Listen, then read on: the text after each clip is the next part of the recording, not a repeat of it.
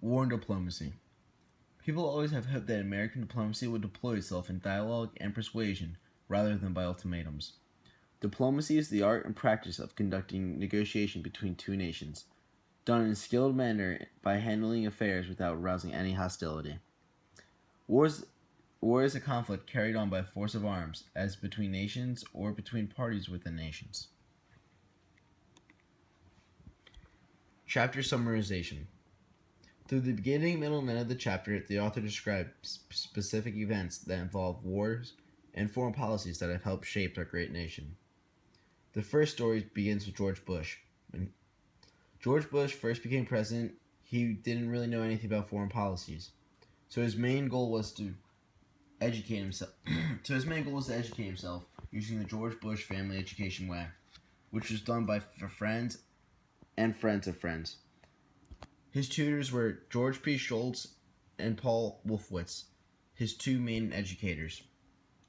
During his time as president, Bush became to appreciate the Latinization of America, because he brought Dominican Republicans, Venezuelans, Cubans, helped the Europeans, and many other countries. Also during his time as president, he was faced with the huge dilemma. There were Islamic theocrats in Afghanistan, and when asked about the situation, he didn't really give a response. His only words were, "We have to be patient. We have to be humble," which kind of caused a huge outrage and a huge debate of what he should do. The next story was done by George Washington in his time as presidency. When George Washington became president, he wanted to get his overall goal was to separate from all other countries and run on their own. But many people disagreed with him. George Washington decided to state that if the new country could give up help from everyone else, they would become a very more efficient government and a more efficient economy. During his time, George Washington signed the Jay Treaty Act, which compensated American ship owners for war losses in exchange for reimbursing loyalists for property seized during the American Revolution and giving Britain navigation rights of the Mississippi River. Later, the next big personal story was Wilson when he was elected president. Because of his main quote, "He kept us out of wars."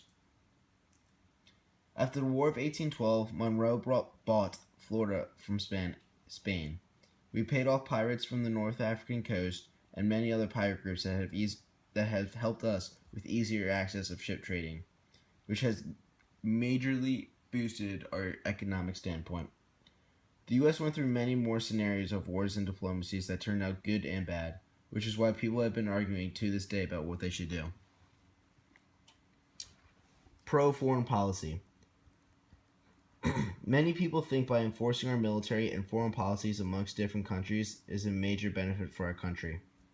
When the U.S. gets involved in diplomacy, they think it allows for the situation to come out in our favor, as we are able to then build the country in an image we want within an efficient balance of government, more opportunities for growth by obtaining materials and other things we need, and we gain allies which can help us later on in the future.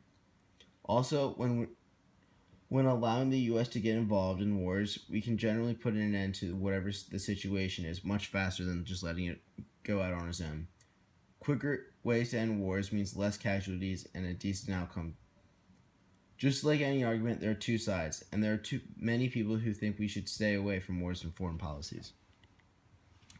Against foreign policy. Many people believe the U.S. shouldn't risk the lives of its citizens for something so pointless, and we should worry about helping our citizens and our economy before anyone else's. The U.S. is over $10 trillion in debt, and when we get involved in wars and diplomacies, that typically means we have to spend money on something, which means we are losing money, so it's not worth all of that. We should be putting the money back into our own economy, or even helping those who are in need, or help those who are in need of it much more. Also, there's a divided country when we take things on we don't want, when taking on situations people tend to disagree with. Typically, when deciding which diplomacy or war to get involved in, it usually causes a divided country, because generally two sides can't see the same. Such as when the U.S. got involved in the Iraqi war, people thought it was an unnecessary plan of action. It caused a huge uproar in our nation.